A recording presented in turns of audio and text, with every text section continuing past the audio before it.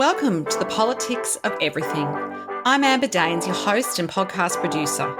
This is a half hour of power, a podcast dropping every week where I unpack the politics of everything, from money to motherhood, nutrition to narcissism, startups to secularism, the environment, quality, and much, much more.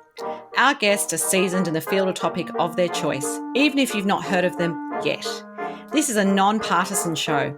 So while I love exploring varied views and get a buzz from a healthy debate of ideas, this is not a purely blue, white, green program. Please subscribe, tune in and enjoy the politics of everything. Big tech has a massive role in our modern existence. Some of it's positive, life-changing even, and some of it's perhaps concerning. Our digital footprint is everywhere, all day, every day. Have you ever thought there was an option devoid of going completely off the grid? I have at times wondered. Data tracking is the process of selecting specific metrics and events to track, then collecting, organising and analysing the resulting data. A few years ago, both Google and Facebook started sharing location tracking information with various authorities around the world in order to help them plan their COVID-19 containment strategies in the pandemic peak. The aim was to ensure that they were addressing key areas of concern, but it begs the question, is that an overreach of their mandate? Privacy pundits did worry. Enter David Sinclair, founder and CEO of For Freedom Mobile. David is a seasoned veteran in the telecommunications and technology industry and has dedicated his career to empowering individuals to take back their digital freedom and protect their personal information. For Freedom Mobile is a leading provider of privacy software and services with users in over 80 countries around the world. David's mission is to help people connect, communicate, and live their lives free from tracking and surveillance. I warmly welcome David to the Politics of Everything. Thank you very much, Amber, for having me. Podcasting remotely can be challenging, but it doesn't have to be. Since day one of the Politics of Everything, I have relied on Zencastr's all-in-one solution to make the process quick and painless, the way it should be for those of us who just love great content and want to get our ideas out into the world. If you know me, I'm obsessed with quality in terms of my guests, my sound, and everything about my show has to be great the first time. I'm time poor. It's so easy to use Zencastr. I'm not tech savvy and you don't need to be either. There's nothing to download. Just click on the link and off we go. Zencastr is all about making your podcasting experience easy, and with everything from local recording to automatic post-productions now in their toolkit, you don't have to leave your browser to get that episode done, and done fast. I have a special offer for you, and hopefully you can experience what I have with Zencastr. Go to zencastr.com/pricing and use my VIP code, thepoliticsofeverything, all lowercase and one word, to get 30% off your first 3 months of Zencastr Professional. How good is that? I want you to have the same easy experiences I do for all my podcasting and content needs. It's time to share your story. Okay, so your early career ambitions, did you want to be in something techie? Were you a computer kind of kid? What was your sort of early idea of what you did, and did you land there? You know, when I was a little kid, elementary, junior high, I was into computers and that sort of thing. As high school came along, of course, I started pursuing other things, sports and girls and stuff like that. But, you know, growing up, I was always interested in international stuff. It fascinated me. I had a father who, for his work, traveled a lot and traveled around the world and would come home with stories about India and Sudan and Amsterdam and other places around the world. And, you know, I always wanted to get out and see the world. Yes. I didn't know what I wanted to do, but I wanted to do that. Yeah, absolutely. Well, that's fascinating. And obviously, your business is now global. It's a given that everything can be monitored, tracked and traced, from, you know, ATM withdrawals where we take money out of the bank to cell phone records. For e-commerce marketers, there is digital tracking, which is part of their consumer behavior monitoring, if you like. And I think sometimes we kind of just give permission. You know, you kind of get a new app, you let them say, yep, great, I'm happy to have geolocation tracking or IP mapping, or you accept cookies every time you go onto a website, for example, just so you have access to that product or service. What do you see as the biggest challenge facing those big tech companies right now? And how do you think that can be overcome? Because obviously we're becoming more savvy and we are saying, well, actually, is this something I have to do just to access what I think I'm paying for anyway? You know, I don't really think that the big tech companies are facing a lot of challenges these days, because what I've seen with the big tech companies is they're getting to do pretty much whatever they want to do, and they're working very closely with governments, as you talked about in your introduction, to enable those governments to get access to the kind of data that they collect. And so I don't think that they really have a lot of challenges. I think the challenges are really on the side of the consumers. How do we get the benefits that we want from working with these companies while at the same time still maintaining some semblance of privacy and freedom around what we can say and what we can do, and who we associate with, and those sorts of things. That's Yes. where I see the really the big questions today. Absolutely. Well, that's interesting. So, I guess many of us do accept that tracking and surveillance is something that is just part of how we create our digital lives, if you like. And, whether that be online grocery shopping or, buying some fantastic new app that's going to help us write our university essays, if that's the sort of thing you're into. But it's convenience and it's access and it's instant. And we all kind of just get caught up in it. How do you view that? And is there an example of what we can do as consumers to empower ourselves more and still stay connected? This is really the big question that I began looking at a few years ago. So previously in my career, I actually was implementing systems for mobile operators and for government agencies to monitor and track people through their mobile phones.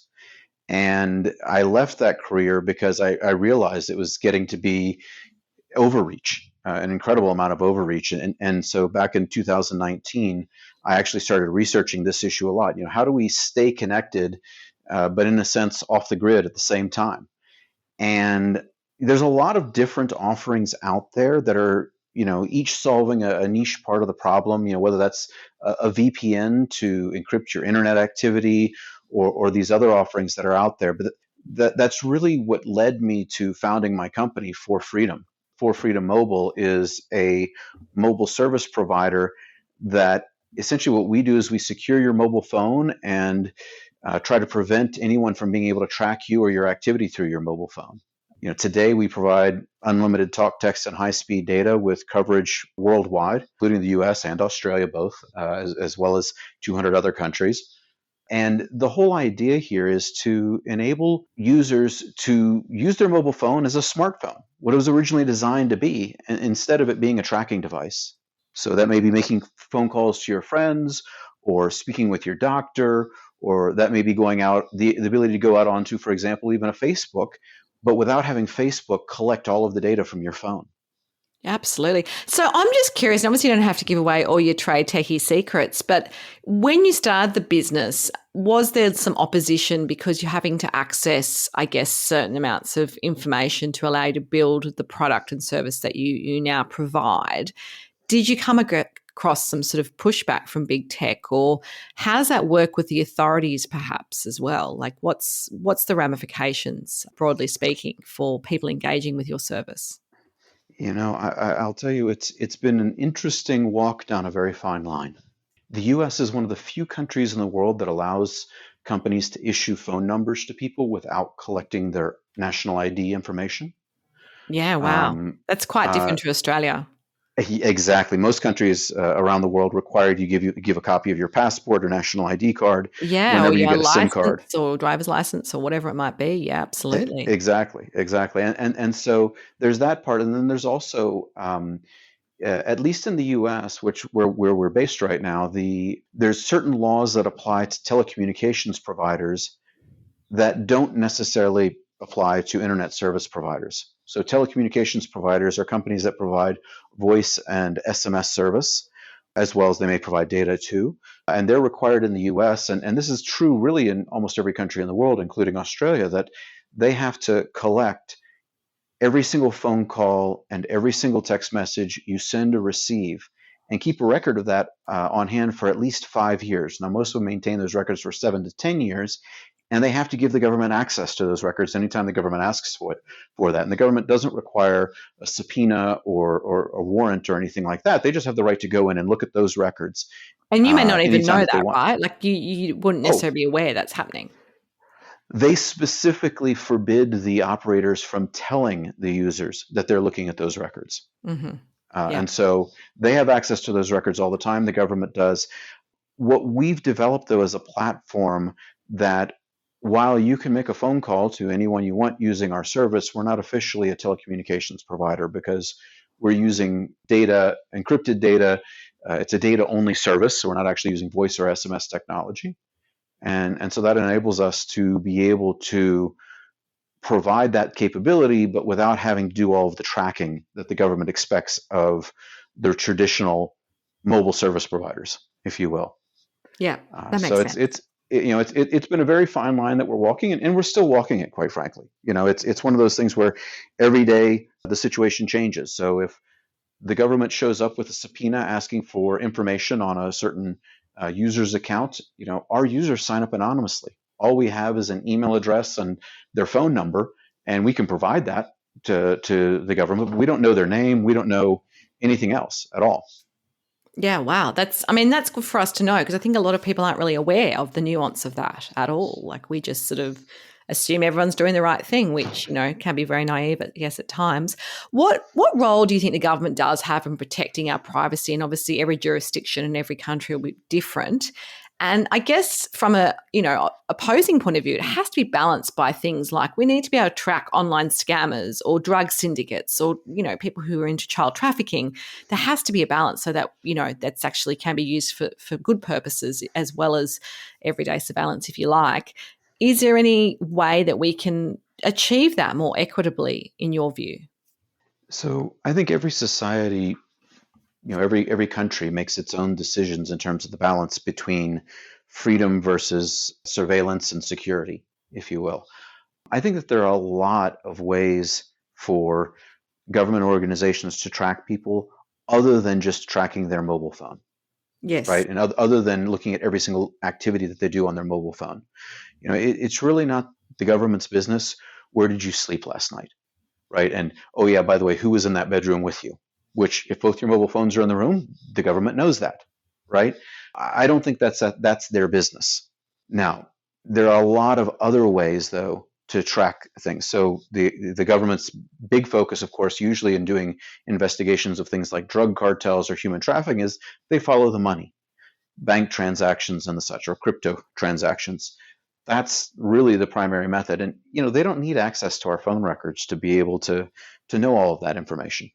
I agree. I think most people would prefer people not to know that stuff. I think it's just, I think at times, from a policing point of view, for example, it's been helpful to be able to know through social media or through your phone that, that particular criminal activity is happening in that warehouse in that city. And then they can kind of, intervene in a way that perhaps 30 years ago, I imagine that kind of detective work was far more manual and long-winded, and perhaps, as a result, cost more money for the police, but also took longer to solve a crime. So I guess I'm trying to sort of advocate for both aspects being important, obviously balancing our personal privacy, but if you're doing the right thing, but if you're doing the wrong thing, being able to actually make sure that we are able to use that tech for good, if you like. No, absolutely. And the issue is that the vast majority of the population are just normal private individuals doing whatever they do every day. And there's really no reason for the government to collect their information and to be spying on them, if you will. And then there's a very small percentage of the population that are doing things that they shouldn't be doing and that the government needs to investigate. And that's, the key is striking the right balance there. Yeah, and I think that'll always be the challenge. Changing tack a little bit, what's your personal favourite big tech platform and why? Is there something that you are using? It could be new, it could be old, could be very niche, that you think has been quite life-changing or life-enabling for your business, perhaps? Don't say TikTok, because only the 14-year-olds are on that. Well, in my house anyway. Well, I'll tell you, not all 14-year-olds are on that. I've got a teenager at home as well. But I'll say, though, that I'm not a big fan of big tech, but I have to admit that we do a certain amount of shopping on Amazon. Oh, there you go. It is convenient. Come on. During the pandemic, those sales went through the roof for online venues, I think. Oh, absolutely. Absolutely. And we've always been big readers. And so even from the very beginning, when Amazon was just doing books, it was already a big platform for us. I've always been a fan of Amazon, but at the same time, I'm not a big fan of the way they track everything that I do. Yeah, So, absolutely. And look, there's got got to some find a way to other, strike a balance there. yeah, and they've also got, had a history of issues with, not great employee conditions and all the other aspects as well, which I think that often happens in any big company, whether you're in the tech space or somewhere else, where, to create economies of scale and keep being profitable, you sometimes cut corners, which I think most consumers don't like. We'd rather pay a little bit more and know that the staff are being paid well and the conditions are good. No, absolutely. We all want to get our prices very low, but at the same time, we don't want people to have to suffer To to give make us that that. happen, absolutely. Particularly while people at the top are obviously billionaires. So we digress a bit, but it's good to kind of think about these things, I think, more deeply. What's the best advice that you've ever been given? And it could be personal or professional. Who was it from, and why was it such great advice for you personally? As a kid, we all heard kind of that advice around, find something you're passionate about, and you're never going to work a day in your life. To get that more realistic, though, I actually had a manager at one point who said to me, listen, if you come home from work over a 2 week period, 9 out of the 10 days, you come home from work and you're happy with what you're doing. Maybe you have one day where you came home and you weren't happy, then you're doing the right job. If you're coming home from work, though, any more than one day out of every couple of weeks and you're not happy, then you may not be in the right job, and you should really look at that. And that was, for me, that was really important, because that kind of set me on a course of, okay, you know what, I really need to reevaluate, what am I focusing on? What am I doing from a job perspective? And at the time, I was in a headquarters job in a large tech company, and I realized that wasn't where my passion was. My passion was about getting in front of customers and dealing directly with the customers at the customer site and talking with them. And so I eventually ended up moving around the world to various positions in I've lived in a dozen countries now, and worked in probably over 100 in jobs where I was at customer sites dealing with customers every day. And I love that kind of job. Yeah, absolutely. Well, that's good. That's always good to find work which aligns not with just with your passions, but I guess, aligns with your values and all the other pieces as well. If we spoke in a year's time, David, what would be your number one goal to have achieved and why? You know, I am really passionate about helping people to realize that they don't have to give away all of their personal information to get the benefits of a modern, economy, right? To get the benefits of all these tech companies are giving us. You don't have to give away all your privacy. You don't have to give away your right to freedom of speech, freedom of thought, freedom of association.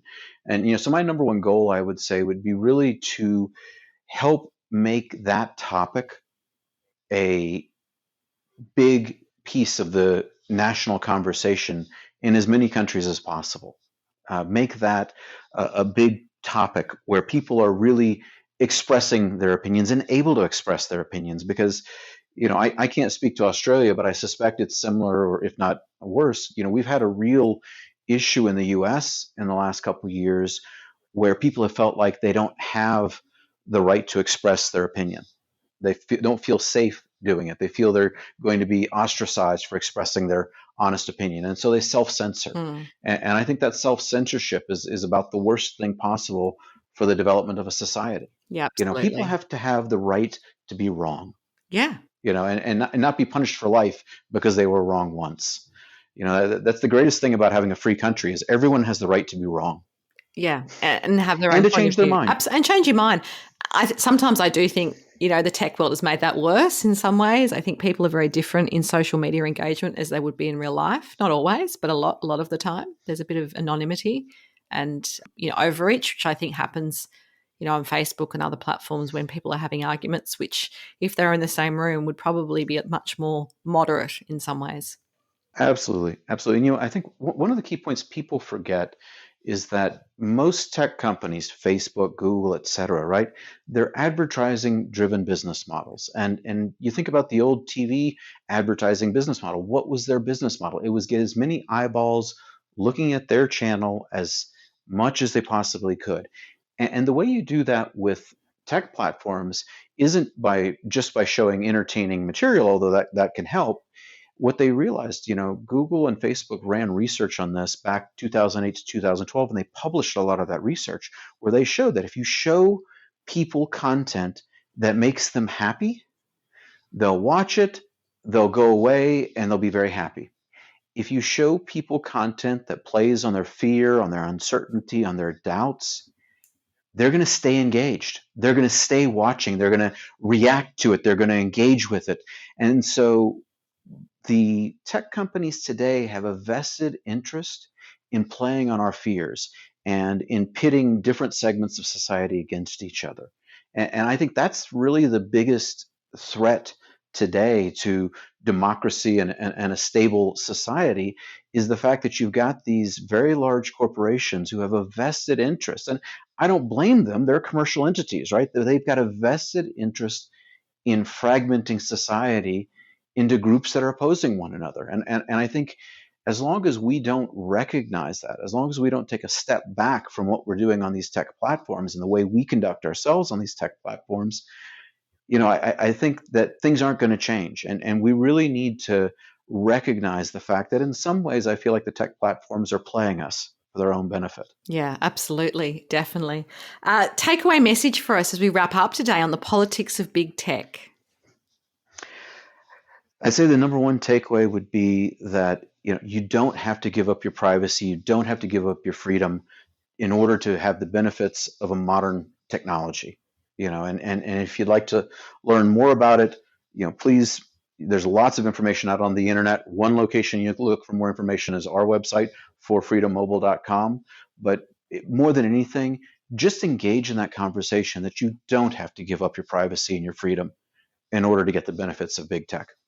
Absolutely. Well, if you do want to connect further with David Sinclair, there will be some details on the show notes. It's been a fantastic conversation. Lots of things for all of us to consider, as always. Until next time, do take care. Thank you so much. Thanks so much for listening today. If you've enjoyed the politics of everything, I thrive on your feedback. So please add a short review and share the podcast with your network through Apple, Spotify, and all the usual suspects. I'm always on the hunt for new and diverse guests, so if you or someone you know has a fresh idea you're busting to get out there, please email me at amber@amberdanes.com and my crew will get back to you very soon.